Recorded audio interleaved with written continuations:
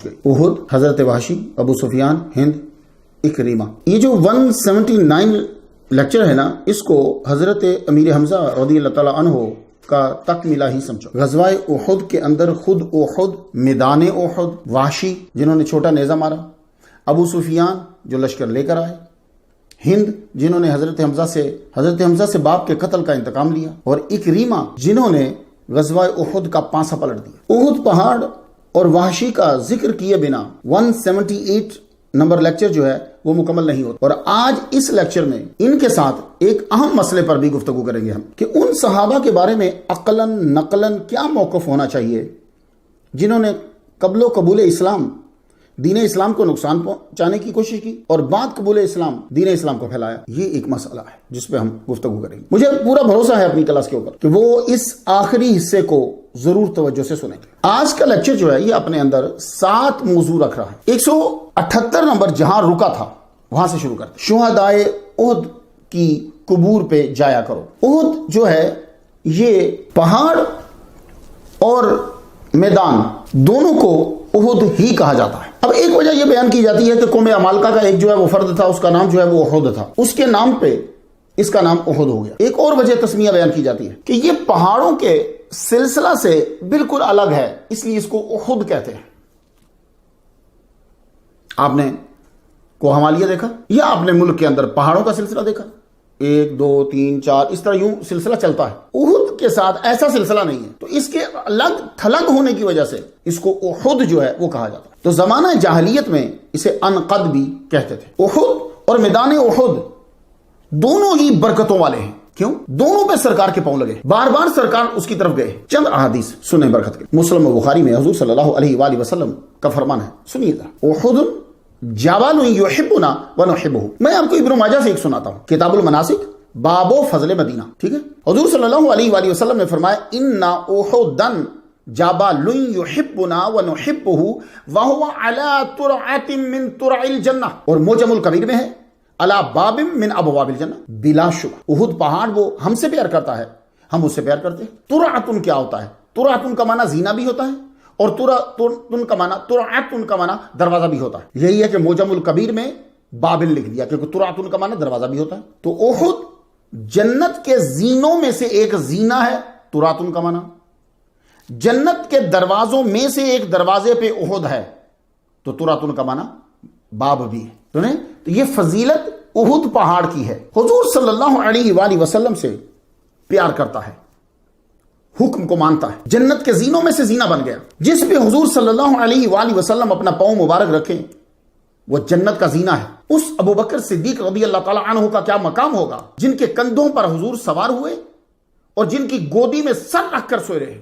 بھئی پاؤں مبارک جب رکھیں تو وہ جنت کا زینہ بن جائے، تو جن کی گودی میں سر مبارک رکھ دیں تو سر کا مقام اور پاؤں سرکار کا تو ہر روز ہوئی. سبحان اللہ. لیکن کچھ سمجھیں آپ اس حدیث سے کہ احد ہم سے پیار کرتا ہے، ہم احد سے پیار کرتے ہیں، یہ خاص پہاڑ کے لیے ہی ہے، وہاں کے باشندوں کے لیے نہیں ہے. انصار کی تعریف کرنا تھی تو غزوہ تبوک سے واپسی پر یہ جملہ کہہ کر کیوں تعریف کر رہے ہیں؟ آپ احد میں ہی تعریف کر دیتے ہیں انصار کی، کیونکہ سب سے زیادہ تو وہی شہید ہوئے ہیں نا احد میں. تو یہ جملہ جو ہے یہ آپ رہنے والوں کے لیے نہیں کریں گے، کیونکہ یہ جملہ آپ نے غزوہ تبوک سے بعد میں بولا ہے. یہ ذرا سنیے. تو آپ نے انصار کو دیکھ کر نہیں فرمایا، وہ تو غزوہ تبوک میں آپ کے ساتھ گئے تھے، آئے تھے، بلکہ فلما رأى احدا، احد پہاڑ کو دیکھا تو فرمایا وہ ہم سے پیار کرتا ہے، ہم اس سے پیار کرتے ہیں. ترعۃ من ترع الجنہ نے بھی واضح کر دیا کہ آپ پہاڑ ہی کے لیے فرما رہے ہیں. تو ظاہری معنی سے کیوں مڑ رہے ہو، اور ظاہری معنی سے کیوں مڑ رہے ہو؟ وجہ کیا ہے؟ حضور صلی اللہ علیہ وآلہ وسلم ہر اس شے کی طرف رسول بن کر آئے جس میں لفظ مخلوق صادق آتا ہے. پہاڑ بھی مخلوق ہے. حضور بولیں احد رستہ دو، دینا پڑے گا. حضور بولیں رک تو رکنا پڑے گا. حضور صلی اللہ علیہ وسلم کو اس نے پناہ دی، اس کا مقام بڑھ گیا. حضرت انس بن مالک رضی اللہ تعالیٰ عنہ سے مرفوعاً روایت، حضور صلی اللہ علیہ وسلم نے فرمایا احد جبل یحبنا ونحبہ فاذا جئتموہ فَقُلُوا مِن شَجَرِهِ وَلَوْ مِنْ عِدَاهِهِ. احد پہاڑ ہم سے پیار کرتا ہے اور ہم اس سے پیار کرتے ہیں، اور جب کبھی آؤ تو اس کے روعیدہ سے کھاؤ، اگرچہ کانٹا ہی ہو. روئیدہ سمجھتے ہیں وہ جو اگا ہوا جو بھی, اس کے روئیدہ سے کھاؤ اگرچہ کانٹا ہی ہو. کثیر بن زید راوی پہ محدثین نے گفتگو کی ہے, کیونکہ جب بھی کبھی حضور کی تعریف, حضور کا مرتبہ واضح ہو رہا ہو نا, تو پھر اس پہ گفتگو شروع ہو جاتی. مگر امام احمد نے انہیں سکا کہا ہے. اور پھر حضرت مالک کی زوجہ حضرت زینب بنت نبیت, تو کے ساتھ نبیت رضی اللہ تعالیٰ عنہ کہ عمل نے ہی اس مرفوع حدیث کو اور مضبوط کر دیا ہے. جب صحابی کوئی عمل کرتا ہے نا تو وہ جملہ اور مضبوط ہو جاتا ہے. تو یہ طلبہ تو جانتے ہی, جب اس سے فقہا مسائل نکالنے لگ جائیں تو بھی مضبوط ہو جاتی حدیث. آپ اپنے ولائد کو یعنی بیٹوں کو بھیجتی, اسپیشل بھیجتی احد پہاڑ پہ, فرماتی جاؤ وہاں کا روئیدہ یعنی اگا ہوا لے کر آؤ, پتے نہ ہوں تو کانٹا ہی لے آنا. پھر ساتھ میں بچوں کو یہ حدیث سناتی ہوں کہ انس بن مالک نے حضور صلی اللہ علیہ وسلم سے سنا کہ ہم احد پہاڑ سے پیار کرتے ہیں اور احد ہم سے پیار کرتا ہے. تو احد سے مراد جبل ہی لیں, اور جبل ہی ہے. آپ کہیں گے مختار نعیمی یہ گفتگو تو نے کیوں کی؟ یہ ایک شرارت تھی, اس کا جواب دیا آپ کو تاکہ آپ کو یاد رہے. جب لوگوں کو سمجھ نہیں آتی تو اپنی سمجھ کو وضاحت بنا دیتے ہیں. ایک اور حدیث طلبہ کو سناتا ہوں. موجم الکبیر میں عمر بن عوف کی روایت سے وضاحت ہوتی ہے. حضور صلی اللہ علیہ وسلم کے فرمان کا خلاصہ یہ ہے کہ 4 پہاڑ جو ہیں وہ جنتی ہیں. غزوہ احد ہے, شہدائے احد ہے, تو اب احد پہ بات تو ہوگی نا. اور یہ آپ کو ایک چیز مل گئی جہاں آپ ایک اسپیشل گفتگو کر سکتے ہیں. 4 پہاڑ جنتی ہیں. حدیث طویل ہے, مجھے آپ کو یہی بتانا ہے کہ ان 4 میں سے ایک احد پہاڑ جو ہے وہ جنتی ہے. ابن شیبہ کی بھی روایت ہے, خیر الجبال احد والاشعار ووارقان. یہ تلفظ مشہور ہے وارقان, میں طلبہ سے کہنے, اور بھی آپ کو مل جائے گا, لیکن وارقان تو 3 پہاڑ خیر ہیں, احد والاشعار ووارقان. تو آپ کیا کہیں گے, یہ رہنے والوں کی تعریف ہو رہی ہے؟ رہنے والوں کی تعریف تو بہت بیان کی جا چکی ہے. مجھے نہیں معلوم کہ صرف نظر کر کے یا واقعی نظر کو صرف کر کے احد پہاڑ کے نیچے رہنے والے لوگ کیوں مراد لیے. حالانکہ مسلم شریف کے الفاظ ہی وضاحت کر رہے ہیں, ھذا احد وہو جبل. سنیے گا ذرا, اب پھر پڑھیے.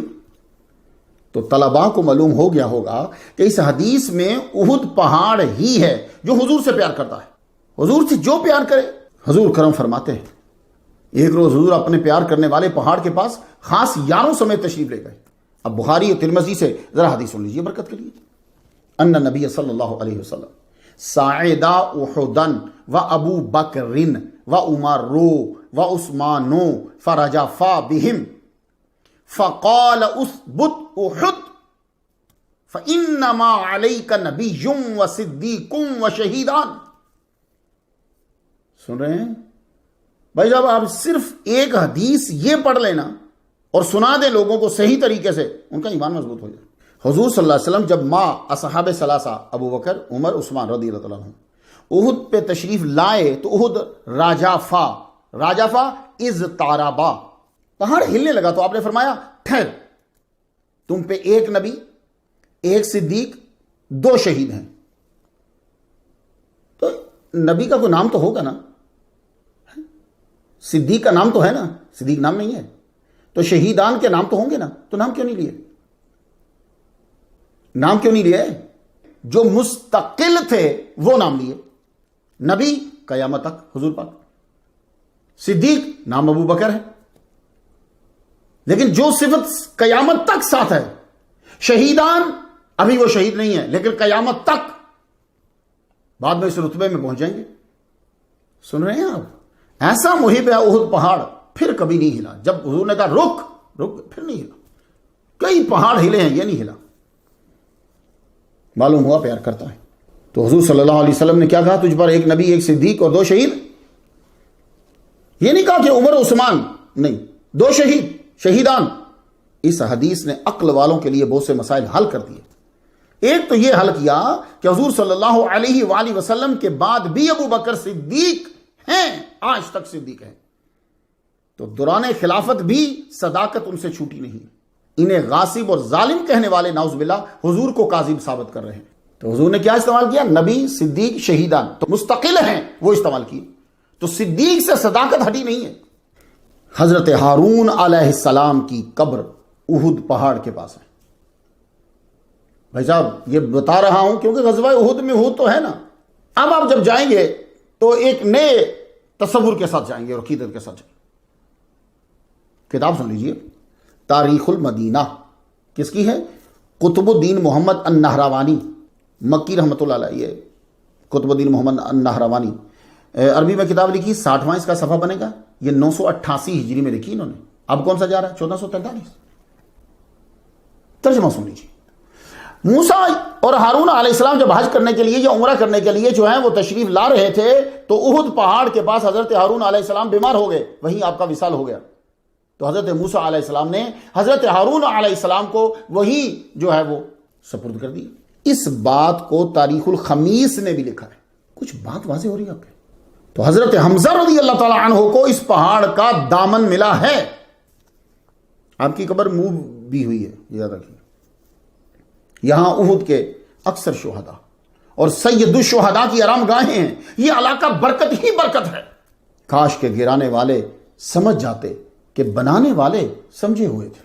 غزوہ احد میں احد اور حضرت حمزہ کا ذکر تو آپ نے سن لیا، پچھلی سٹوری پھر سن لیجیے اگر آپ نے نہیں سنی تو۔ اب میں نے آپ کو احد بھی بتا دیا۔ احد بابرکت ہے، وہ پہاڑ حضور سے پیار کرتا ہے، شہداء سید الشہداء ہے دامن میں، اور وہ ہیں کہ جو آپ کے سلام کا جواب دیتے ہیں۔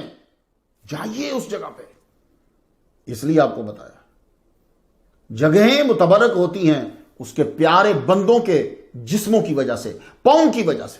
اب آپ نے غزوہ احد اور حضرت حمزہ کا ذکر تو سن لیے، اب چند لوگ رہ گئے جو میں بیان اس میں کرنا چاہتا تھا لیکن وہ بہت طویل ہو جاتا۔ وہ چند لوگ جو غزوہ احد میں بار بار سامنے آتے ہیں، جنہوں نے غزوہ احد کا پانسا پلٹنے میں کلیدی کردار ادا کیا ہے، ان کا ذکر کرنا بہت ضروری ہے اور طلباء جاننا چاہیں گے۔ سب سے پہلے وحشی، جنہوں نے حضرت حمزہ کو شہید کیا۔ یہ تو طالب علم جاننا چاہے گا کہ ان کا کیا ہوا۔ ہر دور کا میڈیا ہوتا ہے مگر طاقت اور چہرہ اس کا وہ تبدیل ہوتا ہے۔ یہ نہیں کہ آپ ہی کا میڈیا ہے، یہ نہیں کہ آپ ہی کے دور میں گیمیں ہیں، یا یہ نہیں کہ آپ ہی کے دور میں برائیاں ہیں، ہر دور میں سیم ہی چل رہا ہے، انسان تو ہی ہے نا، بس اس کا چہرہ اور طاقت میں فرق ہوتا ہے۔ حضرت وحشی کے ابتدائی حالات کی کچھ خبر نہیں ہے کہ آپ کی طرف میڈیا کا رخ اس وقت مڑا جب آپ نے حضرت حمزہ رضی اللہ تعالیٰ عنہ کو احد میں شہید کر دیا۔ کیوں کیا؟ کیونکہ آپ کی آزادی کی قیمت ہی یہ ٹھہرائی گئی تھی، حضرت حمزہ کا قتل۔ تو غلام کو اپنی آزادی بڑی پیاری ہوتی ہے۔ آپ کا نام وحشی ہے، تو وحشی کا مطلب کیا ہے؟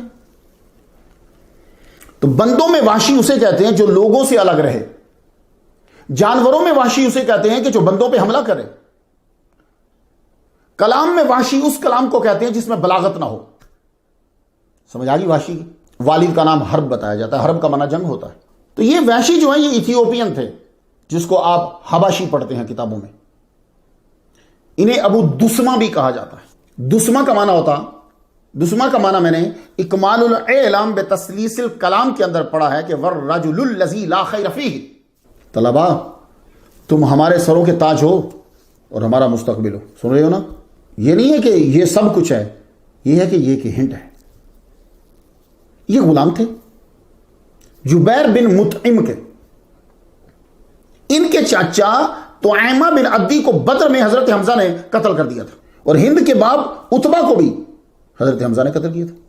تو دونوں بدلے کی آگ میں تھے، اور یہ فطری تقاضا ہے۔ وحشی کے پاس ایک مہارت تھی، وہ چھوٹا نیزہ ایسے نشانے پہ مارتے پھر بندے کا نشان نہیں رہتا تھا۔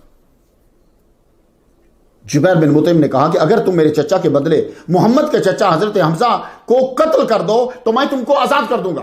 اس کو کہنے کی وجہ یہ تھی کہ غلام ہر جگہ آ جا سکتا ہے، کسی کو بھی شک نہیں ہوگا، ان کو یقین تھا کہ یہ ضرور مارے گا، کیونکہ اتنی مہارت تھی کہ موقع مل جائے تو پھر بندہ موقع پہ زندہ نہیں رہتا۔ احد کی جنگ ہوئی، پوری جنگ میں وحشی صرف حضرت حمزہ کی طاق میں، وہ کسی کو کچھ نہیں کہا اس بندے نے، انہی کی طاق میں رہا۔ کیوں؟ اسے آزادی چاہیے، نہ اس کو دین سے کوئی لگاؤ ہے، نہ کو پتا ہے کہ دین کیا ہوتا ہے، اسے یہ کہ مجھے آزادی چاہیے۔ سامنے آ کر مقابلہ کر نہیں سکتا تھا، موقع کی تلاش میں آخر موقع مل ہی گیا۔ جب حضرت حمزہ رضی اللہ تعالیٰ عنہ سبا کو قتل کر کے پیچھے ہٹے تو آپ کو ٹھوکر لگی، تو آپ کے بطن مبارک سے کپڑا جب ہٹا تو اسے موقع مل گیا، یوں نشانہ لگا کہ جب مارا وہ اپنا کام کر لیا۔ بلکہ بعض کا تو یہ کہنا ہے کہ وہ زہر میں ڈوبا ہوا تھا۔ انہوں نے اپنا نیزہ نکالا وقت ملتے ہی اور آ کر اپنے مالک کو اطلاع دی، میں اب آزاد، میں نے وعدہ پورا کر دیا، آپ کے چچا کا بدلہ لے لیا، حضرت محمد کے چچا کو شہید کر دیا، اور ہند کو بھی بتایا، جسے ہم ہندا کہتے ہیں، ہند اصل لفظ ہند ہے، ہند کو بھی بتایا میں نے تمہارے باپ بیٹے کے قاتل کو قتل کر دیا ہے۔ انہوں نے زیورات دیے، مکہ یہ واپس آ گئے۔ نام ان کا وحشی ہے، یہ اس میں بامسمہ ہے، لوگوں سے الگ تھلگ رہتے، ان کو صرف اپنی آزادی سے غرض تھی، مسلمانوں سے کوئی ذاتی عناد نہیں تھا انہیں۔ احد کے بعد کفار کی مسلمانوں سے کتنی جنگیں ہوئی ہیں آپ بتا دیجیے، کتنی جنگیں ہوئی ہیں آپ بتا دیجیے، بے شمار جنگیں ہوئی، تو کہیں آپ کو وحشی نظر آ رہے ہیں؟ مورخ آپ کو وحشی کا نام نہیں بتائے گا۔ حضرت حمزہ کا جو قتل کیا وہ بھی اسٹیبلشمنٹ کے فورس کرنے پر کیا، اسٹیبلشمنٹ کا پریشر تھا۔ اگر آپ بنیادی طور پر ایسے ہوتے تو اپنی آزادی کے بعد بھی کفار کی اعلی فورس میں ہوتے، کیونکہ انہوں نے کسی معمولی بندے کو شہید نہیں کیا جناب، بدر و احد کے ہیرو کو شہید کیا ہے، اور یقین جانیے ان کی تقدیر میں اگر ہوتا وہ بات تک زندہ رہتے تو پھر آپ دیکھتے کہ ہر جنگ کے وہ ہیرو ہوتے اور ہر جنگ کے علم بردار ہوتے۔ رستم و سہراب ان کے سامنے پانی بھرتے ہوئے نظر آتے ہیں، ایک تلوار نہیں، ایک ساتھ 2 تلواروں سے لڑتے تھے آپ۔ تو بھائی جس آدمی نے ایسے بندے کو مارا ہو تو وہ تو ہر جنگ میں آگے ہونا چاہیے نا، تو احد کے بعد کیوں نہیں مل رہا یہ بندہ؟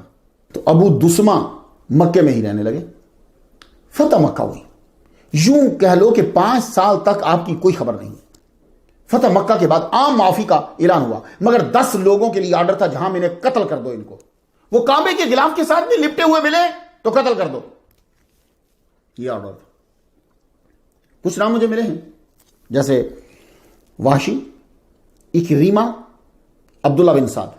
عبداللہ بن سعد کا جرم تو یہ تھا کہ انہوں نے وحی کے اندر شکوک پیدا کیا تھا، اس نے۔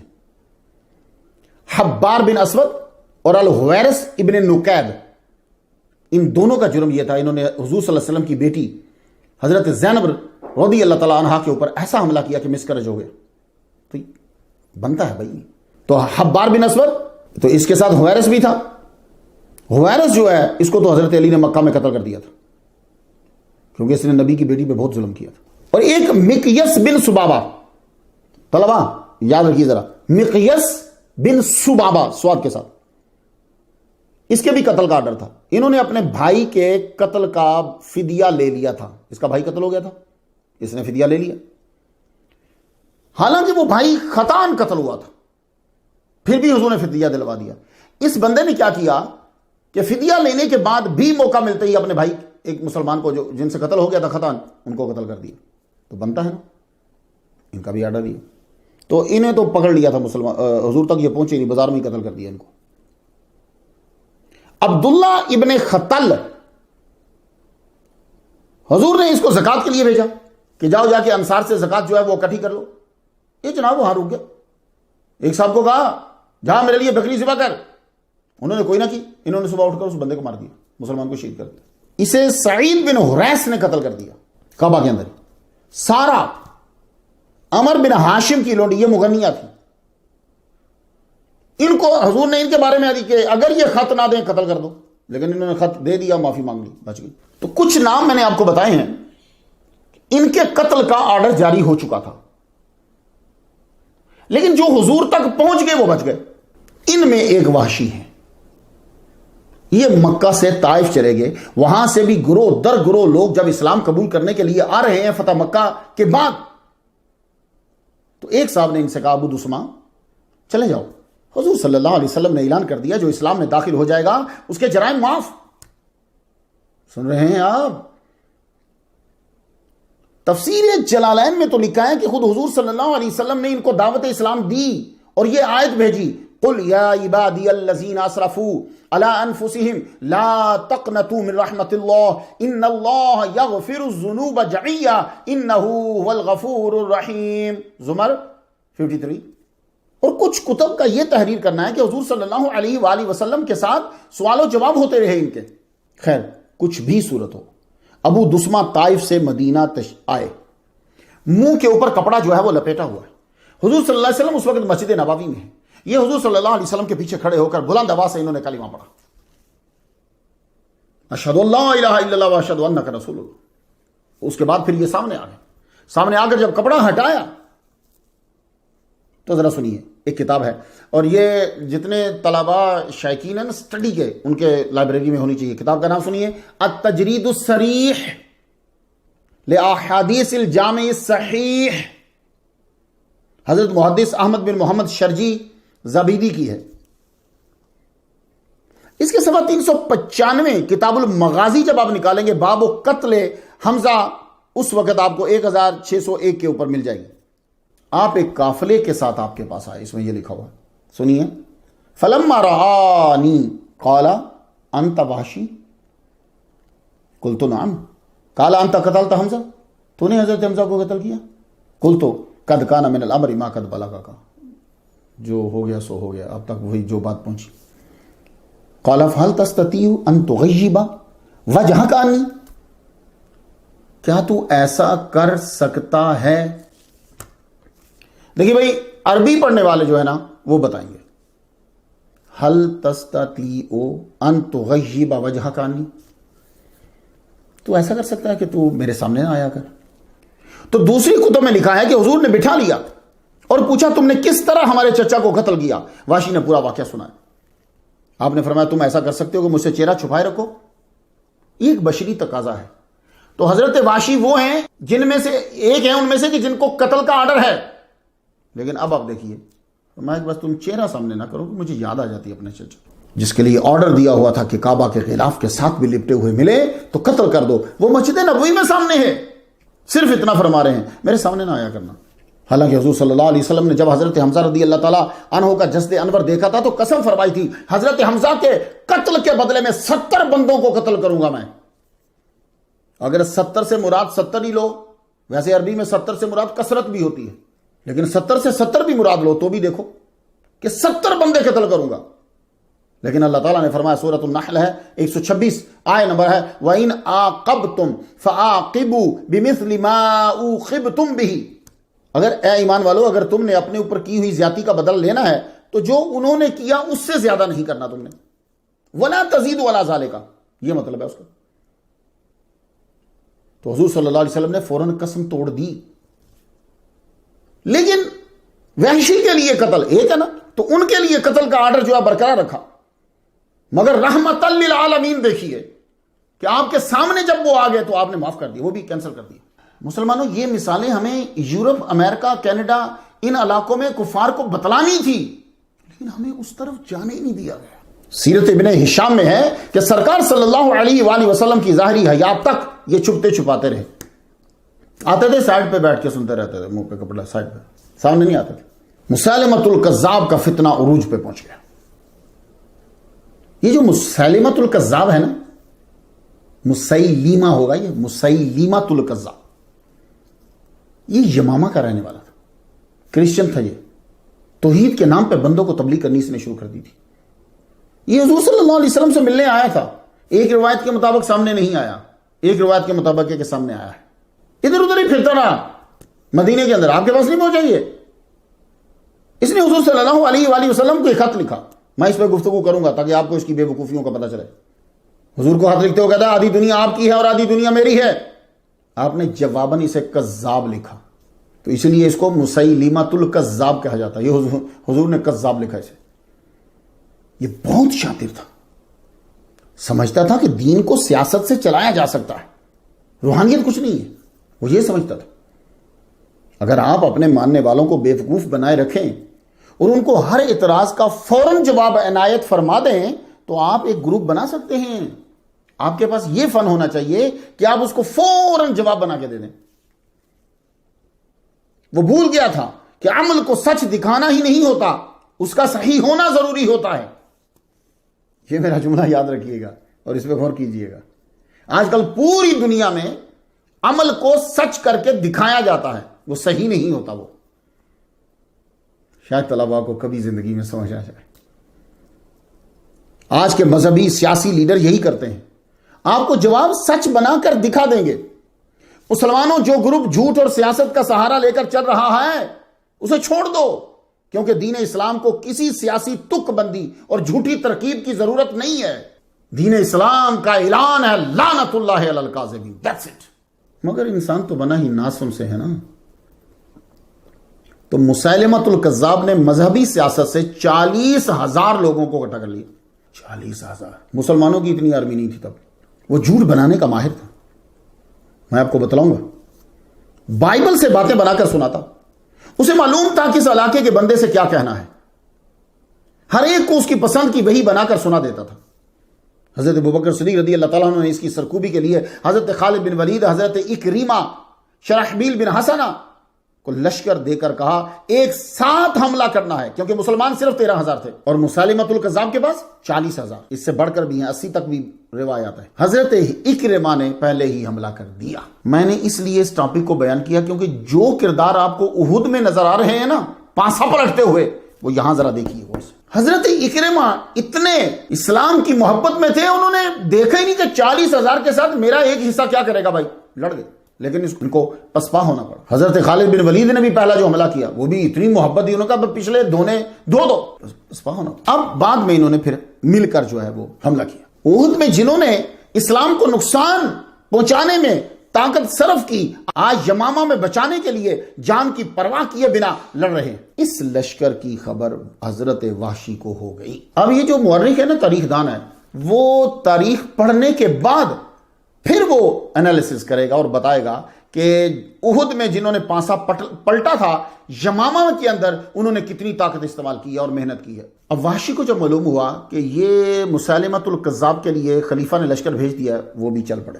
وہی نیزہ نکالا, تیز کیا, صاف کیا, زہر میں بھگویا اسے کو, لو بھائی کفارے کا وقت آ گیا, چل پڑے. میں جنگ یمامہ کی تفصیل پھر بیان کروں گا اگلے لیکچر میں, اللہ نے مدد کی تو. ابھی اتنا عرض کرتا ہوں کہ جنگ یمامہ کو پڑھیں تاکہ معلوم ہو جائے یہ لوگ جن کی اغلاط گنوا کر ہٹا رہے ہیں آپ کو, اکرمہ, خالد بن ولید, وحشی, انہوں نے کیا کارنامہ سر انجام دیا جنگ یمامہ میں. جنگ یمامہ کا میں نقصان کتنا ہوا, جنگ یمامہ کی اہمیت کیا ہے, یہ پڑھیے ذرا. اور اگر وہ جیت جاتے تو کیا ہوتا, یہ پڑھیے ذرا. ہر ایک نے اس کے اندر اس طرح جنگ کی کہ احد کی تلافی کرتے نظر آئے سب, اور ثابت کر دکھایا کہ سچی توبہ تھی. جنگ کا پانسا مسیلمۃ الکذاب کا بھاری تھا. وحشی نے وہی نیزہ لیا اور مسیلمہ کا پیچھا شروع کر دیا.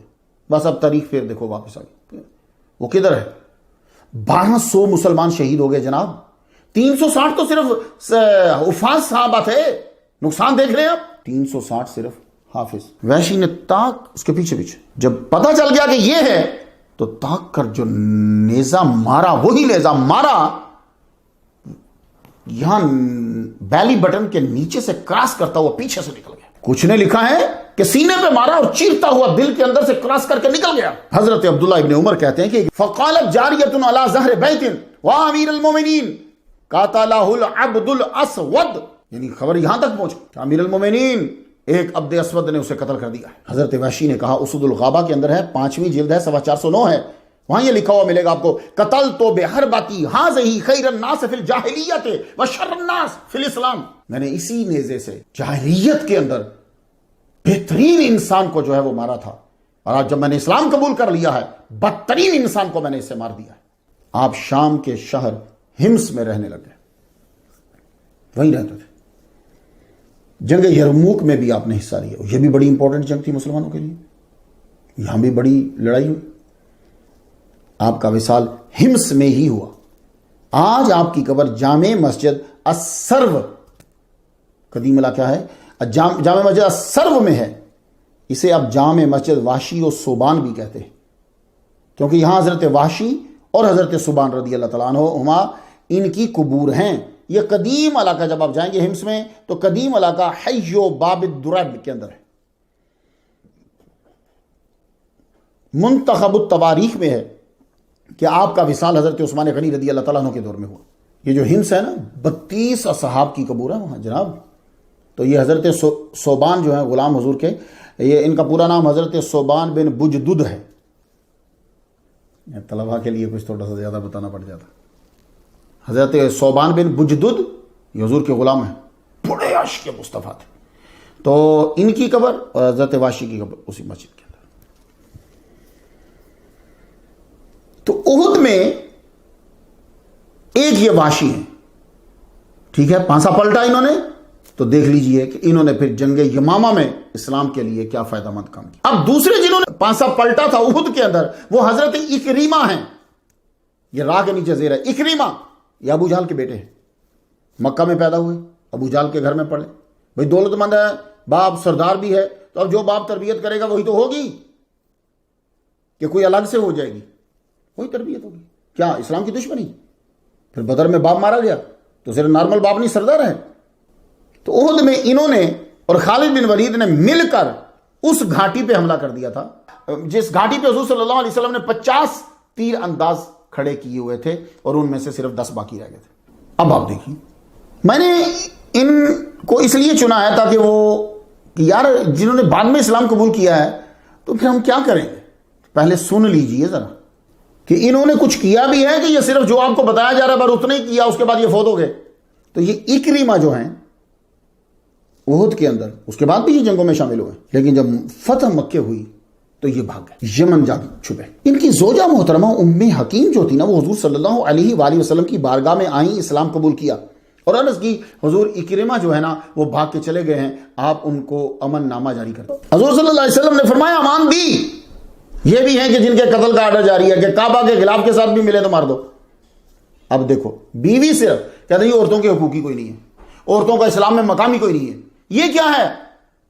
ایک مسلمان بیوی کے کہنے پر حضور صلی اللہ علیہ وآلہ وسلم قتل کا آرڈر واپس لے رہے ہیں، امان دے رہے ہیں۔ مسلمانوں، اس وجہ سے تمہیں صحابہ کرام کو پڑھنے نہیں دیا جاتا، وہ چھوٹی چھوٹی لڑائیاں 200 روپے کی 100 روپے کی لڑائیوں میں رکھا جاتا ہے کہ کہیں ادھر یہ غور ہی نہ کر لیں۔ اب دیکھو ذرا کہ ایک عورت ام حکیم کے کہنے پر محمد مصطفیٰ صلی اللہ علیہ وسلم نے امان دے دی، ابھی بھی عورت کا کوئی مقام نہیں ہے۔ واقدی نے المغازی دوسری جلد ہے 851 پہ لکھا کہ آپ پھر اپنے رومی غلام کے ساتھ اپنے خامد کو تلاش کرنے کے لیے نکلی کہ وہ کہاں ہیں۔ رومی غلام کی نیت چینج ہو گئی، آپ ذرا ذہین تھی، اسے ٹالتے ٹالتے ٹالتے ٹالتے بنو اک تک لے گئی۔ وہ جان پہچان والے تھے، آپ نے سردار سے سرگوشی میں بتایا کہ یہ جو غلام ہے نا اس کی نیت خراب ہو گئی ہے تو تم اسے گرفتار کر لو۔ وہ جانتا تھا، اس نے فوراً اس کو پکڑ کے قید کر دیا۔ آپ وہاں سے پھر روانہ ہوئی، تہامہ میں جا کر معلوم ہوا کہ آپ کے خاوند یہی ہیں، جا لیا انہیں۔ تو اکرمہ سے پھر آپ نے کہا اب واپس چلو۔ حضور صلی اللہ علیہ وسلم کچھ نہیں کہیں گے، میں نے امان لے لی ہے، اور غلام کی بد نیتی کا تذکرہ کیا۔ حضرت اکرمہ واپس آئے، پہلے وہاں قبیلے میں ٹھہرے، رومی غلام کو قتل کیا، اس کے بعد پھر مکہ روانہ ہوئے۔ اب یہ جو ہی وہاں سے نکل کے مکہ آ رہے ہیں، مکہ ابھی پہنچے نہیں، حضور صلی اللہ علیہ وآلہ وسلم نے ایک دم فرمایا یاتیکم اکرمہ بن ابی جہل مومنن مہاجرن۔ طلبہ سنیں یا جو سنجیدہ لوگ ہیں وہ بہت دھیان دیں، یہ ٹاپک اتنا سادہ نہیں ہے، بہت دھیان دینا ہے اس کے پہلے ہی کھڑے ہو کے فرما دیا اکرمہ آ رہے ہیں مومنن مہاجرن۔ سن رہے آپ؟ مومنن مہاجرن فلا تسبوہ، ابا اس کے ابا کو گالی نہ دینا، برا بھلا مت کہنا۔ کیوں؟ میت کی جب برائی بیان کرتے ہو تو زندوں کو دکھ ہوتا ہے۔ بھائی ذہین لوگ اس میں سے بہت سے مسائل نکال لیں گے۔ جو ہی اکرمہ پہنچے حضور صلی اللہ علیہ وسلم اپنی جگہ سے بغیر چادر کے کھڑے ہو گئے، ورنہ آپ بندہ ٹھیک کرتا ہے نا لباس ٹھیک کر کے پھر، لیکن جب کوئی اپنا پیارا آتا ہے نا تو پھر وہ نہیں دیکھتا، وہ ویسے ہی اٹھ جاتا ہے۔ اللہ اکبر جل شانہ، واسبا علیہ، عربی والو لفظ واسبا ہے، واسبا علیہ وما علی النبی رداؤن۔ ترمذی شریف میں ہے کہ حضور صلی اللہ علیہ وآلہ وسلم نے فرمایا مرحبا بالراکب المہاجر۔ حضرت اکرمہ نے پوچھا میری بیوی کہہ رہی تھی کہ آپ نے مجھے معاف کر دیا، آپ نے فرمایا اس نے سچ کہا۔ عرض کی آپ کس چیز کی دعوت دیتے ہیں؟ حضور صلی اللہ علیہ وآلہ وسلم نے فرمایا میں دعوت دیتا ہوں کہ اللہ کے سوا کوئی معبود نہیں ہے، میں اللہ کا رسول ہوں اور اس کا بندہ ہوں، عبد ہوں اس کا۔ پھر نماز پڑھنے، زکوٰۃ دینے اور بہت سی اسلامی احکام کا آپ نے تذکرہ فرمایا۔ میں کہا یہ سرکار فرماتے ہیں میں یہ حکم دیتا ہوں۔ حضرت سرکار فرماتے ہیں میں یہ حکم دیتا ہوں۔ حضرت اکرمہ نے کلمہ پڑھا، اشہد ان لا الہ الا اللہ واشہد ان محمدا عبدہ ورسولہ۔ حضرت اکرمہ نے پھر عرض کی یا رسول اللہ میری تمام قولی، فعلی، عملی، خفیہ، ظاہری خطاؤں کی معافی کے لیے آپ اللہ سے استغفار کیجیے نا۔ اللہ اکبر۔ حضور نے آپ کے لیے اللہ سے استغفار کی اور خود بھی معاف کیا۔ تو عرض کی یا رسول اللہ جو اسلام کے خلاف خرچ کیا تھا نا اس سے بھی دگنا اسلام کے حق کے لیے خرچ کروں گا، اور جتنی بہادری اسلام کے خلاف دکھائی تھی اس سے دگنی اس کے پھیلانے میں دکھاؤں گا۔ لو جی، یہ جملے کا حق ادا کر دیا آپ نے۔ حضور صلی اللہ علیہ وسلم نے پہلے نکاح میں ہی ان کی زوجہ کو ان پر حلال کر دیا۔ دیکھیے اختیار مصطفیٰ۔ تو پھر آپ نے اپنا وعدہ وفا کی۔ تو یہ غزوہ احد میں جنہوں نے پانسا پلٹا تھا، یہ دوسرا کردار۔ انہوں نے پھر جان کی پرواہ کیے بغیر دیوانہ وار لڑے ہیں جناب۔ آپ کو حضرت ابوبکر صدیق رضی اللہ تعالیٰ عنہ نے مرتدین منکرین زکوٰۃ جو تھے ان کی سرکوبی کے لیے بھی بھیجا ہے۔ دنیا نے دیکھا جنگ یمامہ میں یہ کیسے لڑے، اور پھر جنگ یرموک میں ایسے میدان جنگ میں کود پڑے کہ خالد بن ولید جیسے بہادر کو یہ کہنا پڑا، جناب اپنا خیال رکھیے، کیا کر رہے ہیں آپ؟ فرمانے لگے پہلے اسلام کے خلاف کیا، اب اسلام کے لیے کرنا ہے۔ اعلان کیا آپ نے ہی، اعلان کیا جنگ یرموک کے اندر، کون ہے جو میرے ہاتھ پر بیعت کرے موت کے اوپر؟ جی 400 بندوں نے بیعت کی۔ تو خود پیر صاحب بھی اندر ہوں گے، اس وقت پیر اندر ہی ہوتے تھے اس کے اندر۔ تو حضرت اکرمہ جنگ یرموک میں جم کر اگلی صفوں پہ لڑے، 72 زخم آئے پوری باڈی پر۔ آپ پڑھیں گے صحابہ کی سیرت تو پھر آپ کا ذہن وسیع ہو جائے گا۔ تو کیوں نہ آپ کو 100 200 کی چیزوں پہ رکھیں ہم۔ نڈال ہو کے گر گئے جناب جنگ یرموک میں۔ ایک صاحب پانی لائے تو حضرت اکرمہ نے دیکھا کہ عیاش ابن ربیع جو ہے وہ پیاسے ہیں، کہنے لگے یار ان کو زیادہ ضرورت ہے، جا کے پانی ان کو پہلے دے۔ وہ وہاں گیا ان کو پانی دینے کے لیے، انہوں نے کہا نہیں ان کے زخم زیادہ لگ رہے مجھے، جا تو پانی ادھر دے۔ وہ جب پانی واپس لے کر آیا تو حضرت اکرمہ دنیا سے جا چکے تھے، دنیا سے رخصت ہو چکے۔ آپ کا مزار شریف موجودہ ملک اردن، جورڈن جو ہے نا، اس کے علاقے اجلون کے اندر ہے، بھی جائیے گا جانا ہوا تو۔ جنگ یرموک میں مسلمانوں کی تعداد رومیوں سے کم تھی۔ یہ جنگ حضرت عمر کے دور میں یرموک دریا کے کنارے ہوئی جو اب اردن اور سیریا کے بارڈر پہ ہے۔ ایک بار پھر بدر و احد والی کیفیت تھی، مگر جگہ وقت بندے اور تھے۔ آپ جنگ یرموک کو تفصیل سے پڑھیے تاکہ معلوم ہو کہ کن صحابہ نے جواں مردی کا ثبوت دیا۔ آپ کو احد والے ہی نظر آئیں گے جنہوں نے احد میں اسلام کو نقصان پہنچایا تھا، وہ وہاں نظر آئیں گے۔ ابو سفیان، خالد بن ولید، حضرت اکرمہ، واشی بھی جنگ یرموک میں تھے۔ یہ جنگیں آپ کو الگ الگ سے تفصیل سے پڑھنی پڑیں گی، پھر آپ کو وہی موقف اختیار کرنا پڑے گا جو میں آج آخر میں اپنے خاص طلباء کو بتانا چاہتا ہوں۔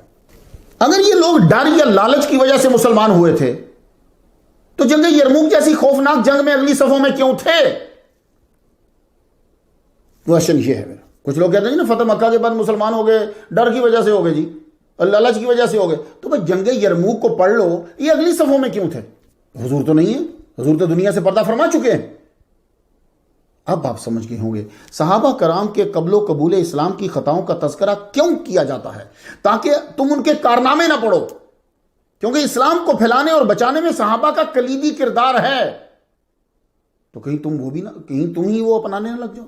اب ایک اور کردار، غزوہ احد جن کی وجہ سے لڑی گئی، ابو سفیان۔ سبائیوں کا طریقہ کیا تھا؟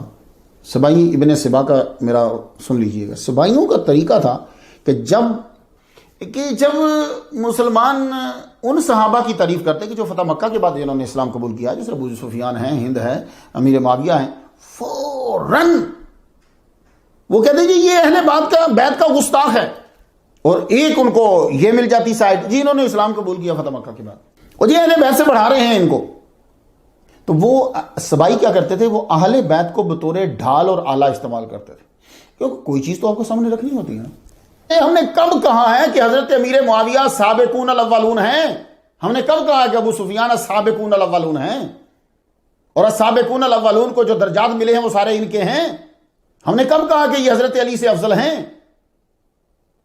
وہ مراتب میں کہیں 10ویں نمبر پہ ہیں۔ ہمارا مقصد صرف یہ ہے کہ صحابہ کے معاملے میں مت بولو، اگر اس ڈبے کو چھیڑا تو بدبخت جو لوگ ہوں گے وہ انجن کے پہلے ڈبے تک چلے جائیں گے۔ ہم ابو سفیان اور حضرت معاویہ کے لیے کچھ خلاف نہیں بولتے، اہل بیت کی وجہ سے، سنو محبت اس کو کہتے ہیں، اہل بیت کی وجہ سے نہیں بولتے۔ ابو سفیان حضور صلی اللہ علیہ وسلم کی زوجہ ام حبیبہ کے باپ ہیں۔ ام حبیبہ سابقون الاولون میں سے ہیں۔ آپ نے حبشہ ہجرت کی ہے، نجاشی نے نکاح پڑھایا ہے ان کا حضور صلی اللہ علیہ وسلم کے ساتھ، تو یہ بیٹی کس کی ہے؟ ابو سفیان کی. تو ابو سفیان کیا لگے؟ سسر. ابو سفیان کی بیٹی میمونہ، ان کی بیٹی لیلا حضرت امام حسین رضی اللہ عنہ کی زوجہ تھیں. ان کے بطن سے علی اکبر پیدا ہوئے ہیں. تو اس رشتے سے ابو سفیان علی اکبر کی والدہ کے نانا ہوئے. کربلا کا جو ایک میجر کردار ہے، میجر حصہ ہیں جن کو بیان کیا جاتا ہے. اس لیے ہم لوگ اس لیے ہیں بھائی، قرآن حدیث تاریخ رشتے. تو بڑوں نے کہا چپ ہو جو فائدہ تمہیں کوئی نہیں. حضور صلی اللہ علیہ وآلہ وسلم نے فتح مکہ کے دن ان کے گھر کو دارالامان بنایا ہے. اب بتاؤ، تو ہم شروع ہو جائیں پرانی باتیں. ان کے گھر کو دارالامان بنایا. حضور صلی اللہ علیہ وسلم کو اس دن ان کا کوئی ڈر نہیں تھا بھائی. آپ غالب تھے، اور احد کی لڑائی انہوں نے کی ہے. تمام تر تیاری ابو سفیان نے کی ہے. احد میں سارا نقصان جنگ ہونے کی وجہ سے ہوا، اور جنگ کا سارا خرچہ انہوں نے اکٹھا کیا. ابو سفیان پہ اعتراض بعد میں کرنا، پہلے نبی کے فیصلے پہ بات کرو. سرکار اور صحابہ کے معاملات کو اپنے آلودہ کردار پر قیاس مت کرو. حافظ ابن حجر اسقلانی نے تو لکھا کہ حضور ان کے گھر جاتے تھے. ابو سفیان اور ان کے دونوں بیٹے غزوہ حنین میں شریک تھے. اس جنگ میں 6000 قیدی بن کر آئے لوگ، اور ان قیدیوں کی رکھوالی کے لیے حضور نے ابو سفیان کو مقرر کیا تھا. غزوہ طائف میں ابو سفیان حضور کے ساتھ تھے. اس جنگ میں سعید بن عبید الثقفی نے تیر مارا، تیر سیدھا آنکھ میں جا کے لگا. یہ غزوہ طائف جب حضور گئے، یہ جہادی ہو رہا نا بھائی، آنکھ باہر آئی، لے کے حضور کی بارگاہ میں پہنچے. آپ نے فرمایا آپ چاہیں تو میں اللہ سے دعا کروں اور آپ کو آنکھ واپس مل جائے، اور اگر صبر کریں تو جنت ملے گی. کہنے لگے نہیں، مجھے جنت چاہیے. الاصابہ فی تمییز الصحابہ، دوسری جلدہ صفحہ 172 ہے، مجھے جنت چاہیے. ٹھیک ہے. تو ایک آنکھ غزوہ طائف میں گئی. قبیلہ بنی ثقیف کا بت تھا الطاغیہ، وہ اطاعت قبول کرنے کے باوجود اس کو گرانے پہ راضی نہیں تھے. تو اس بت کو گرانے کے لیے حضور نے کس کو بھیجا؟ حضور صلی اللہ علیہ وسلم نے ابو سفیان کو بھیجا، اور مدد کے لیے مغیرہ بن شعبہ کو ساتھ بھیجا. جاؤ گرا کے پاش پاش کر دو. سیرت ابن ہشام جلد دوسری صفحہ 540 پہ ہے، جا کے گرا دیا انہوں نے. حافظ ابن حجر اسقلانی کا قول ہے جوامع السیرت ابن حزم جو ہے اس کے 257 صفحہ کے اوپر، کہ حضور صلی اللہ علیہ وسلم نے وادی قدید میں بھیجا. وہاں ایک منات بت تھا، جاؤ اس کو جا کے گراؤ. تو حضرت ابو سفیان نے تعمیل کی. اب ذرا سن لیجیے کہاں پر مکہ میں مال تقسیم کرنے پر حضرت ابو سفیان کو آپ نے مقرر کیا. اب ہم کیا کریں؟ مسند امام احمد بن حنبل، کتاب یاد رہے گی آپ کو، مسند الانصار، 21986 نمبر.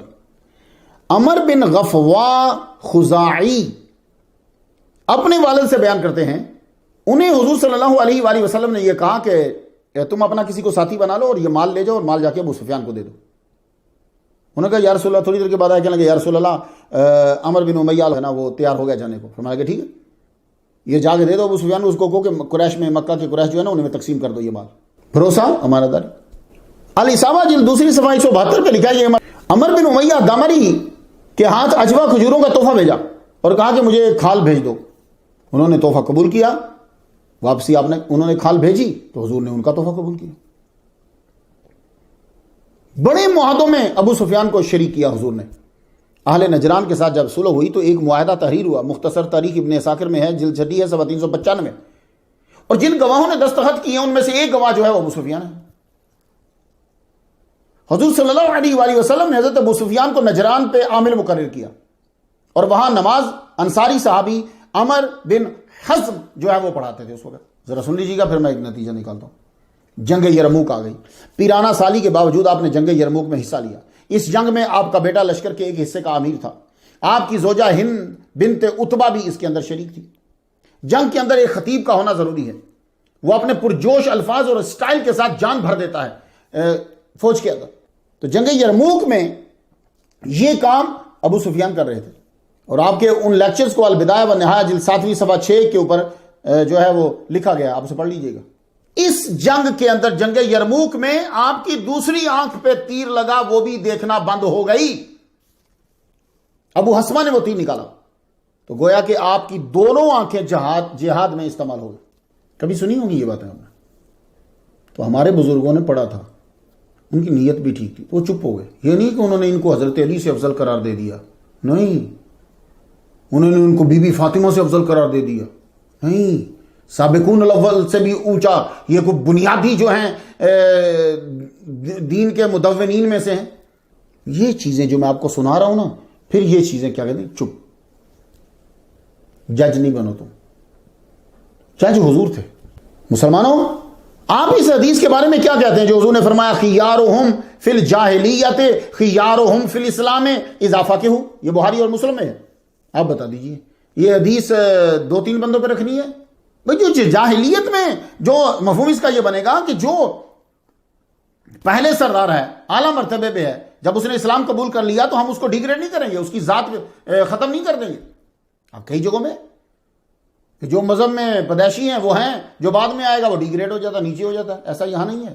ابو سفیان قبل و قبول اسلام سردار تھے، اسلام قبول کر لیا تو کیا آپ حضور کی حدیث کے خلاف کریں گے؟ آپ نے زندگی کے زیادہ ایام جو ہیں ابو سفیان انہوں نے مکہ میں گزارے، لیکن بعد میں مدینہ چلے آئے، مستقل رہائش پذیر ہوئے. یہاں حضرت عثمان غنی رضی اللہ تعالیٰ عنہ کے دور حکومت میں مدینہ کے اندر ہی 31 ہجری میں آپ کا وصال ہو گیا. انہوں نے احد میں اسلام کے خلاف لوگوں کو اکٹھا کیا، مگر اسلام قبول کرنے کے بعد اسلام کے لیے لوگوں کو اکٹھا کیا. جنگ یرموک دیکھ لیجئے. ان کی تعریف کرنے کا مطلب یہ نہیں ہے کہ یہ حضرت حمزہ سے افضل ہیں. آپ کو یہ بتانا ہے کہ اسلام کا ایجنڈا تمہاری اور ہماری فطرت سے کچھ جدا ہے، یہ بتانا ہے. مسلمانوں، یہ چیزیں آپ یورپ میں اور امریکہ میں پیش کر سکتے تھے کہ تم کہتے ہو کہ دہشت گرد ہیں ہمارا تو یہ ہے ماضی، لیکن آپ کے نالج میں اتنی باتیں ہوں گی نہیں ہیں. حضرت وحشی کے بارے میں اکرمہ نے، آپ کے ہاں تو وہ 200 روپے کا وہ اور ایک دروازہ اور ایک باغ، اسی طرح کی کچھ چیزیں چل رہی ہیں. اب ہند بنت عتبہ پہ آ جاؤ. یہ بھی غزوہ احد میں ایک بہت بڑا کردار ہے. غزوہ احد انہوں نے وہاں اپنے باپ کا بدلہ، انہوں نے اپنے بیٹے کا بدلہ لیا. تو فطری تقاضا کیا ہے آپ بتائیے گا ذرا. ویسے آپ لوگ تو سارے پیدائشی طور پہ غوث اور کتب اور ابدال کے درجے پہ ہیں نا. ویسے بتائیے کہ فطری تقاضا کیا ہے. ایک آدمی مسلمان ہی نہیں ہے، اس نے صبر کی آیات نہیں پڑھی گئی، اس نے دین قبول نہیں کیا ہوا، تو کیا ہے؟ انہوں نے اگر احد میں اسلام کے خلاف ابھارا تھا تو جنگ یرموک میں اسلام کے لیے ابھارا ہے، کفارہ کیا، خود گئیں. آپ کا وصال بھی مدینے میں ہوا ہے 14 ہجری میں. فتح مکہ کے بعد اسلام قبول کیا. دوسری عورتوں کے ساتھ حضور صلی اللہ علیہ وآلہ وسلم کی بارگاہ میں حاضر ہوئی، چہرے سے نقاب ہٹا دیا اور عرض کی میں ہند بنت عتبہ ہوں. طبقات ابن سعد 8ویں جلد ہے، صفحہ 171 پہ لکھا، حضور نے فرمایا مرحباً بکی، انہیں بھی مرحبا کا، خوش آمدید. اس وقت تو اسلام طاقتور تھا. حضور صرف نبی نہیں، حاکم ہیں، جج ہیں، کوئی کام بگاڑ سکتا تھا آپ کا، پھر بھی آپ نے معاف کر دیا. وجہ اسلام. خاص طور پہ وہ سنے جو کینیڈا میں ہیں، انگلینڈ میں ہیں، جرمنی میں ہیں، امریکہ میں ہیں. آپ سنو غور سے.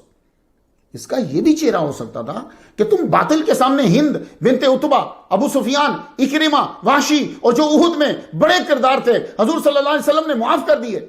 اب یہ بھی کہہ سکتے ہیں جس نے احد میں مسلمانوں کو نقصان پہنچایا حضور نے بدلہ نہ لیا، ان کو معاف کر دیا. اسلام کتنا پیسفل مذہب ہے. پہلے آپ ان کی سٹوری بتاتے، پھر بتاتے یہ دیکھو یہ اسلام ہے. ہم نے الٹی گنتی شروع کر دی. چند کمزور اینٹوں کا پختہ ہونے سے قبل کا تذکرہ شروع کر دیا تاکہ لوگ پوری بلڈنگ پر ہی شک کرنے لگ جائیں.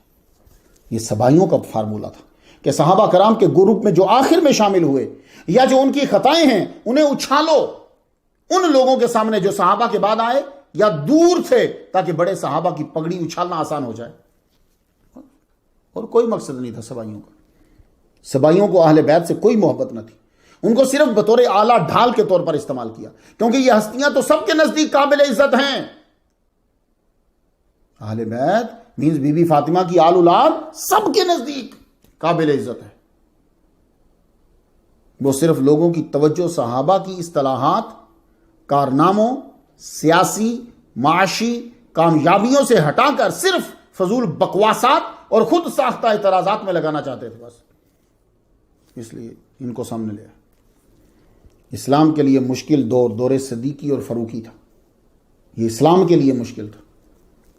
اسلام کو بچانا تھا. تمام فتنوں کو دبایا، پھر مسلمانوں کو راہ پہ چلایا. آپ کو سبائیوں نے ان کے تدبر و تفکر و تنظیم کی طرف سوچنے ہی نہیں دیا. جنازہ اور باغ کے اندر ہی تمہیں لگائے رکھا. ہند بنت عتبہ. ہند کا معنی طلبہ کے لیے عرض کر دوں، ہند جو ہے نا اس فلاک، یہ اونٹ جو ہوتے ہیں نا، تو فلاک اونٹوں کا جو ہو جس میں 100 سے 200 تک اونٹ ہوں، اس جماعت کو کہتے ہیں ہند. سمجھے؟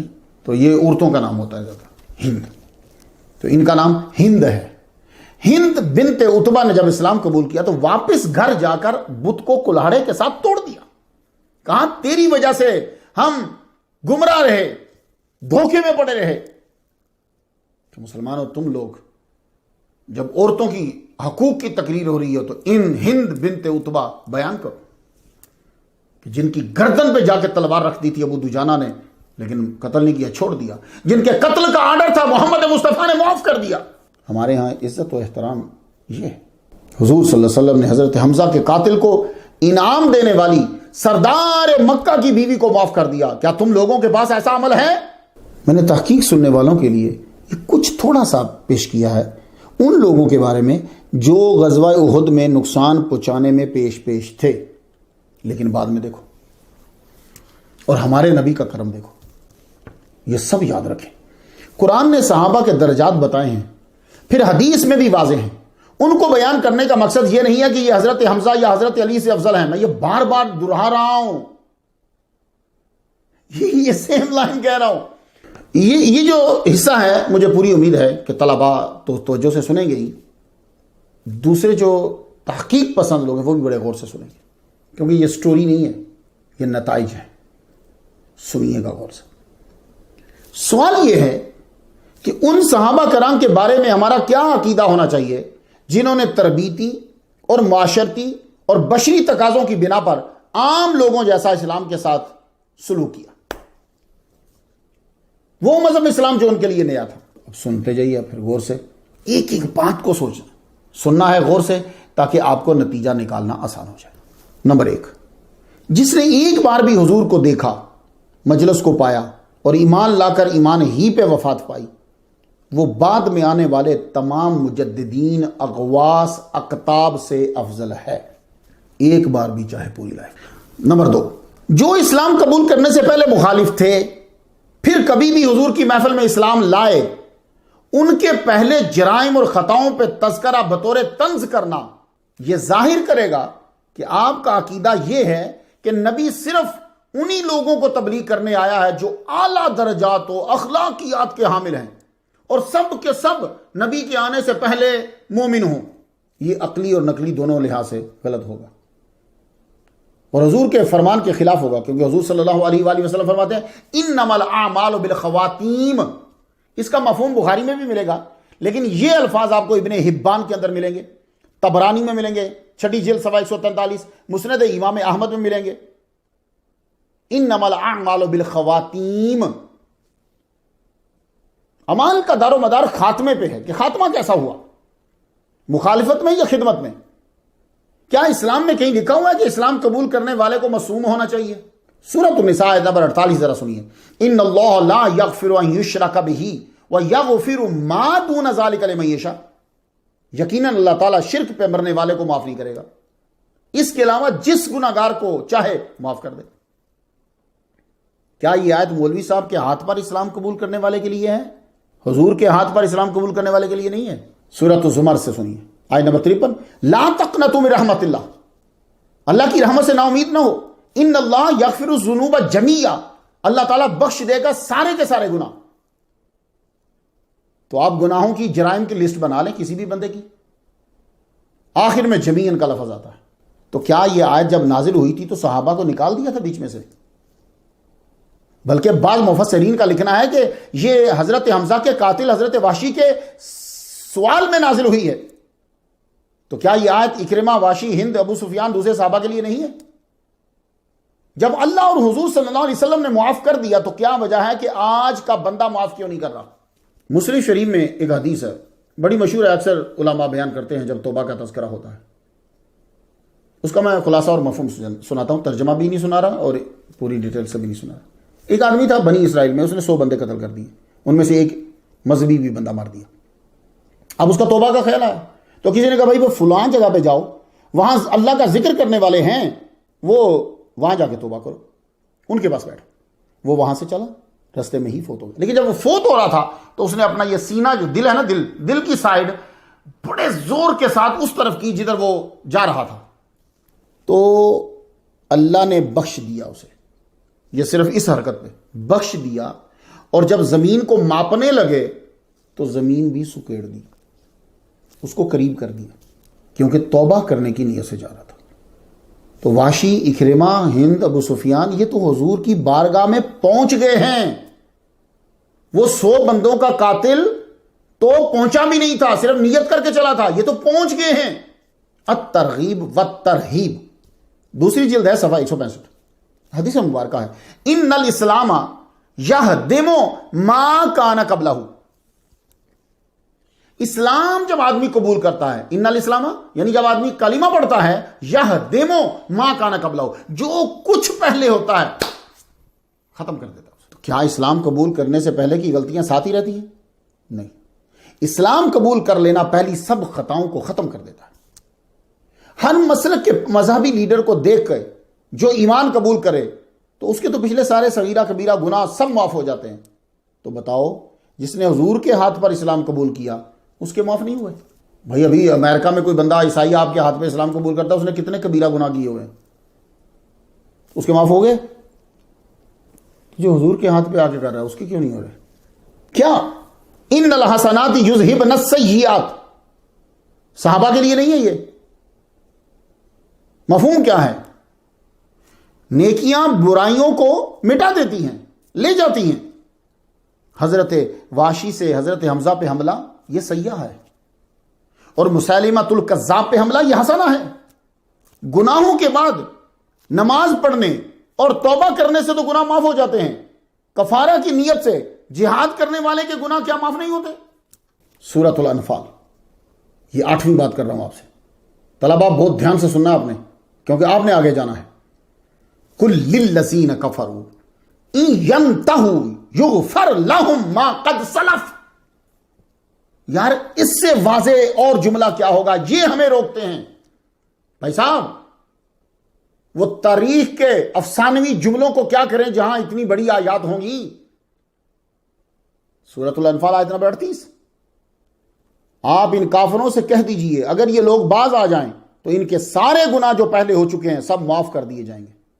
اس ما قد سلف، اس آیت کے تخت وہ تمام آ گئے جو کسی جنگ میں لڑے تھے یا کبھی مقابل پہ حضور کے کھڑے تھے مگر بعد میں اسلام قبول کرے، سب اس کے اندر آ جاتے ہیں۔ نویں بات سنی، سورہ آل عمران کی آیت نمبر 103، اس کا ایک حصہ سنیں۔ وَكُنْتُمْ عَلَى شَفَا حُفْرَةٍ مِّنَ النَّارِ فَأَنْقَذَكُم مِّنْهَا، تم تھے دوزخ کے گڑھے کے کنارے پہ، تم کو اس میں گرنے سے بچایا۔ یہ حصہ اگر پوری طور پر کسی کے اوپر ثابت ہوتا ہے نا تو وہ وہی ہیں جنہوں نے احد کے اندر حضور صلی اللہ علیہ وآلہ وسلم اور اسلام کو نقصان پہنچایا۔ وحشی ہیں، اکرمہ ہیں، ہند ہیں، ابو سفیان، پورا اگر باقیوں کو چھوڑ دو، اوس اور خزرج ان کے اوپر بالکل 100% آتا ہے، یہ بالکل اوپر تھے لیکن اللہ نے بچا لیا۔ ابو دسمہ، ابو سفیان، ہند، اکرمہ اور دوسرے صحاب کی بشری کوتاہیوں کو اچھالنے والے یہ نہیں جانتے وہ در پردہ حضور کی رحمت پر حملہ کر رہے ہیں۔ آج بھی عرب میں کئی لوگ ہیں، کئی لوگ گزرے ہیں جنہوں نے اپنے باپ، بیٹے اور رشتہ داروں کے قاتلوں کو معاف کر دیا۔ میرا نبی رحمت للعالمین ہے۔ اللہ، یہ آج ذرا غور سے پڑھیے۔ اب یہ 11ویں نمبر پہ بات آ گئی تاکہ آپ پہ واضح ہو کہ وہ صحابی جنہوں نے اسلام اور مسلمانوں کی مخالفت کی اور پھر کسی دور میں سرکار کی محفل میں سرکار کا کلمہ پڑھا، ان کے بارے میں ہمارا عقیدہ کیا ہونا چاہیے، ذرا غور سے سنیے گا۔ سورۃ الحدید آیت نمبر 10 پہ، لا یستوی منکم من انفق من قبل الفتح وقاتل اولئک اعظم درجۃ من الذین انفقوا من بعد وقاتلوا، یہ آپ لائن سنیے، وَكُلًّا وَعَدَ اللَّهُ الْحُسْنَى، تم میں سے جن لوگوں نے فتح مکہ سے پہلے فی سبیل اللہ دیا ہے اور قتال کیا ہے وہ دوسروں کے برابر نہیں ہے بلکہ ان سے بہت بڑے درجے کے ہیں جنہوں نے فتح کے بعد خیراتیں دی اور جہاد کیا۔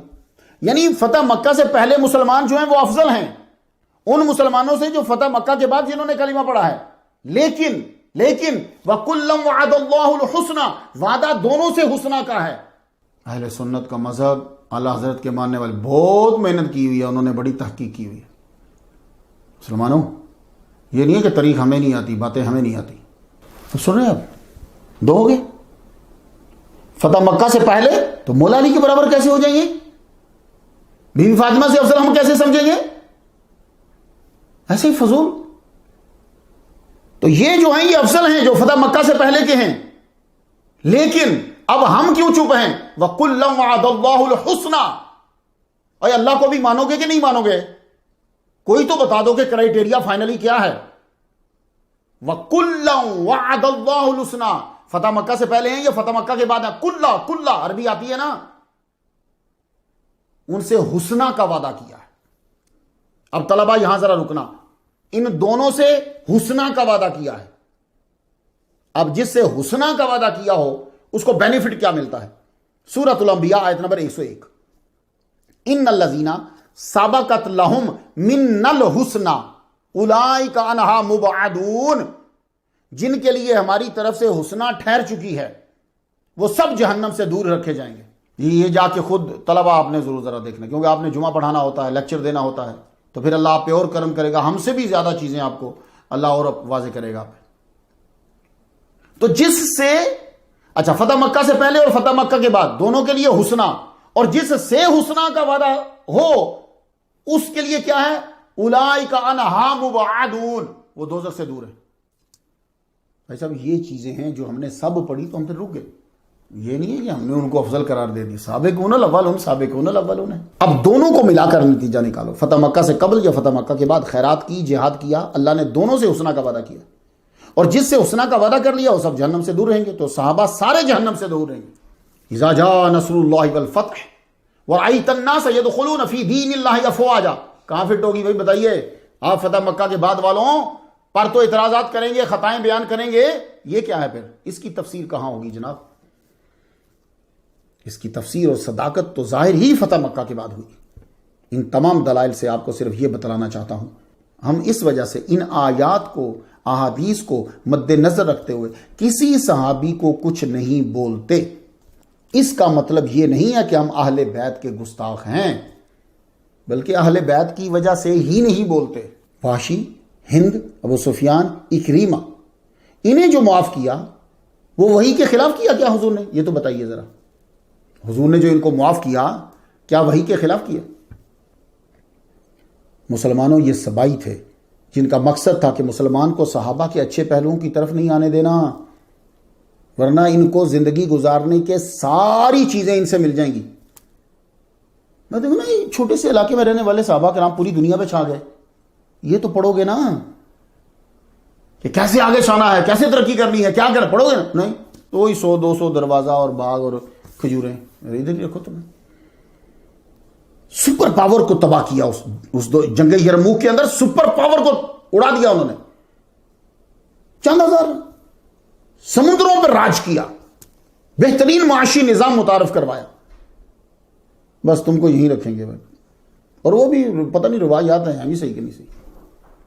اگر کسی کو اتنا ہی شوق ہے کہ کسی بھی صحابی اور صحابیہ کی پہلی زندگی کو بطور اہانت بیان کرنے کا، تو ہمیں اجازت دیں ہم بھی آپ کے ماں باپ اور رشتہ داروں کے متعلق جو ہے وہ پھر بیان کریں. خاندان تو دور کی بات ہے، اپنے ہاتھ سے لکھی ہوئی کتابوں کے اندر جو عبارات ہیں ان عبارات کو نہیں تقریر میں بیان کرنے دیتے، شور مچا دیتے. حق نواز جنگوی کو کیوں مارا؟ وہ کتابوں کی عبارات پڑھتا تھا. مسلمانوں، عبارات لکھی ہوئی، خود جو لکھی، جو تمہارا عقیدہ ہے اسے تم بیان نہیں کرنے دیتے. حضور صلی اللہ علیہ وآلہ وسلم کا تمام صحابہ کرام کے بارے میں فرمان، طبرانی الکبیر جلد 296 صفحے کے اوپر، اذا ذکر صحابی فامسکوا. مفہوم اس کا یہ ہوگا کہ جب میرے صحابی کا ذکر ہو تو زبان کو بدتمیزی سے روک لو. میں تو کہتا ہوں خطائیں سنانے کے بجائے یہ بتلاؤ، آؤ دیکھو اسلام وہ ہے جو وحشی، ابو سفیان، ہند، اکرمہ کو بھی معاف کر رہا ہے. کوئی اسلام کا مقابلہ نہیں کر سکتا. ریلیجن آف پیس اگر ہے تو وہ صرف اسلام ہے. آؤ یہ بندے پیش کرو سامنے، بتاؤ کہ انہوں نے کیا کیا، اور پھر اسلام کی خوبی دیکھو کہ یہی لوگ اسلام کے اندر آئے. اسلام کی خوبی اس طرح بیان ہوگی زبردست، کئی لوگ اس طرح سمجھیں گے اسے. ان الشرک لظلم عظیم. شرک بہت بڑا ظلم ہے جی، بہت بڑا ظلم، سب سے بڑا ظلم شرک ہے. اب ظالموں کو ظلم سے بچنے کے لیے ایک رستہ دکھایا جا رہا ہے. بھئی شرک کا ذکر کر دیا بڑے کا، باقی سارے نیچے آگے جو آپ نے کیے ہیں. تو ظالم جو ہیں ان کو ظلم سے بچنے کے لیے کہ یہ اب اس کی معافی لینی ہے تو ان کو ایک رستہ بتایا گیا ہے, ایک جگہ بتائی گئی ہے. وَلَوْ أَنَّهُمْ إِذْ ظَلَمُوا أَنفُسَهُمْ جَاءُوكَ فَاسْتَغْفَرُوا اللَّهَ وَاسْتَغْفَرَ لَهُمُ الرَّسُولُ لَوَجَدُوا اللَّهَ تَوَّابًا رَحِيمًا. ان تمام کو محمد مصطفیٰ صلی اللہ علیہ وآلہ وسلم کا در بتلایا گیا ہے کہ نبی یہ تیرے پاس آ جائیں اور تو پھر اللہ سے سفارش کرے. یہ پہلے آپ کہیں پھر آپ سفارش کریں ان کی, اللہ تعالیٰ کو پائیں گے تواب اور رحیم. اب بتائیے یہ وحشی, یہ اکرمہ, یہ ابو سفیان یہ حضور کے پاس گئے کہ نہیں گئے؟ تو اللہ تو کہہ رہا ہے کہ اگر ظلم کر لو تو ان کے پاس آ جاؤ, تو وہ تو ان کے پاس تبھی تو بچ گئے, اور جو پاس نہیں آئے تھے وہ قتل ہو گئے. تو مسلمانوں ان کے پاس جانا ہے. تو لا الہ الا اللہ محمد الرسول اللہ. اے اللہ کوئی نادانستہ یا دانستہ کسی صحابی کی توہین ہو گئی ہو مجھ سے تو میں معافی مانگتا ہوں, اے اللہ پاک مجھے معاف فرما دے. تو مسلمانوں یہ ساری گفتگو طلباء کے لیے خاص طور پہ تھی کہ ہم اس لیے تنزن ان کی باتوں کو, خطاؤں کو بیان نہیں کرتے, فائدہ کوئی نہیں, کیونکہ یہی لوگ سرکار کی بارگاہ میں پیش ہو چکے ہیں. بس آپ وہ ڈھونڈو جس سے انہوں نے دنیا پہ راج کیا, اسلام کو بچایا ہے اور آگے اسلام کو پھیلایا ہے, ان پہ غور کیجئے. الفاتحہ.